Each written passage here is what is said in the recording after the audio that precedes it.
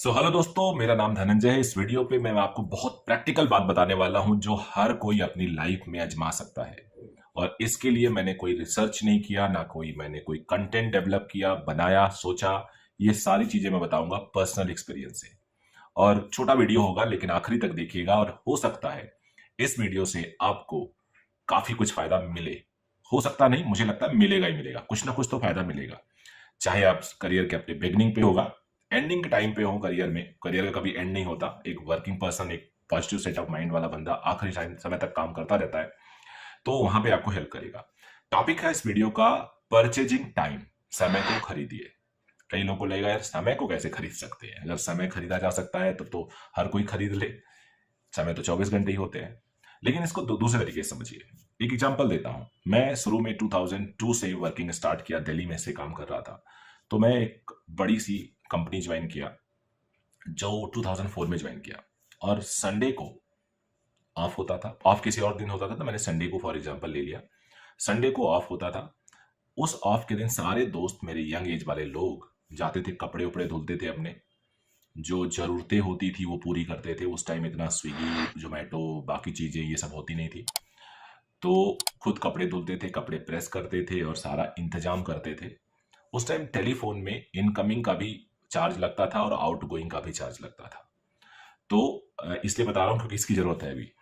लेकिन मैं क्या करता था, मैं थोड़ा सा रिलैक्स करके ऑफिस आ जाता था, क्योंकि ऑफिस 7 डेज ओपन था। और मैं ऑफिस में काम करता था।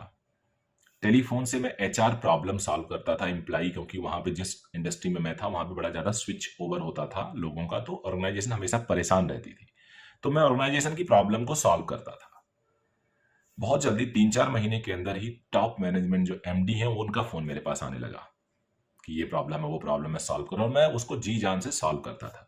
बड़ी सारी प्रॉब्लम मेरे पास भी आती थी, क्योंकि कंपनी की रेपुटेशन एम्प्लाई वाइज बहुत अच्छी नहीं थी। बट मुझे पता था कंपनी का जो कोर है वो ऑनेस्टी है।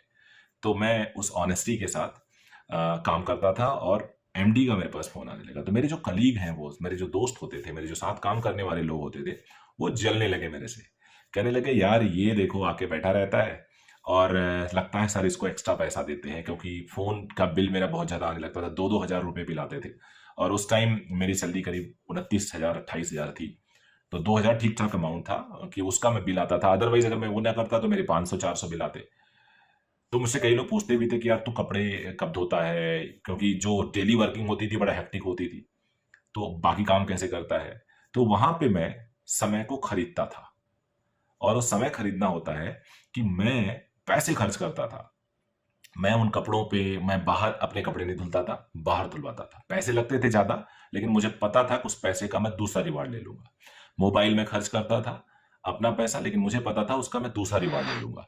और जल्दी ही कंपनी का एक तो टॉप मैनेजमेंट एमडी अगर आपको फोन करने लगे, तो आपकी वैसे ही भी आपकी जो बेस्ट चीजें हैं वो निकल के जल्दी सामने आ जाएंगी और आपकी ग्रोथ अपॉर्चुनिटी बढ़ जाएगी। और एग्जैक्टली ऐसा हुआ भी। मैं बहुत जल्दी ही एक प्रमोशन पाया। 2 महीने बाद एक और प्रमोशन पाया, और सात सात प्रमोशन मैं 1.5 साल के अंदर लिया। और मैं बहुत जल्दी ही अपने सारे पीयर ग्रुप को, अपने सारे सीनियर्स को क्रॉस कर करके ऊपर उठता गया। और मैं जेन्युइनली इतना ज्यादा काम करता था उस टाइम, मेरा काफी फ्रेश ग्रेजुएट था मैं। तो इतना ज्यादा काम करता था, मेरे घर वालों को भी लगता था। हमारी जो ड्यूटी होती थी वो बहुत खासी अच्छी डिलीवरी डिमांड करती थी, तो उसके लिए मैं पूरी रात रात तैयारी करता था। बहुत कम नींद हो पाती थी, लेकिन एक पैशन था कि आगे बढ़ना है। तो वो मैं समय को, जहां जहां मुझे मौका मिलता मैं समय को खरीदता था। शॉपिंग करने कहीं पे गया तो देखा कि यहाँ महंगा मिल रहा है, 4 किलोमीटर सस्ता मिलेगा दूर, वहां नहीं जाता था। या हो सकता है कि और वैरायटी में देखता तो और अच्छा मिल जाता, सस्ता मिल जाता, लेकिन वहां मैं समय नहीं बेकार करता था, वो चीजें खरीद लेता था। तो समय खरीदने का मतलब होता है कि आप अपनी चीजों को यूज करो, जो बेस्ट आपके लिए है। बाकी चीजों के लिए आप हायर करो लोगों को। यही हाल आज की डेट में इंडस्ट्री का है। अगर आप कहीं पे भी आगे बढ़ना चाहते हैं तो छोटी छोटी चीजों को आप खरीद लो, आउटसोर्स कर दो, उसके लिए बंदे हायर कर लो। सपोज फॉर एग्जाम्पल आप एक कंटेंट डेवलपर है, यूट्यूब डेवलपर है, और आपको पता है कि आप बहुत अच्छा कंटेंट डेवलप कर सकते हो, और आप दिन भर में एक ही कंटेंट बना पा रहे हो, या 2 दिन में एक बना पा रहे हो, या एक वीक में एक बना पा रहे हो, क्योंकि आपको एडिटिंग में ज्यादा टाइम लगता है। तो एडिटिंग की टीम हायर कर लो। पैसा आपको ज्यादा लगेगा, ऐसा लगेगा कि आप पैसा दे रहे हो अननेसरी, वो काम खुद कर सकते थे। लेकिन जो आप काम कर रहे हो ना, वो नहीं कर सकते, या उसकी वैल्यू उससे कहीं ज्यादा है।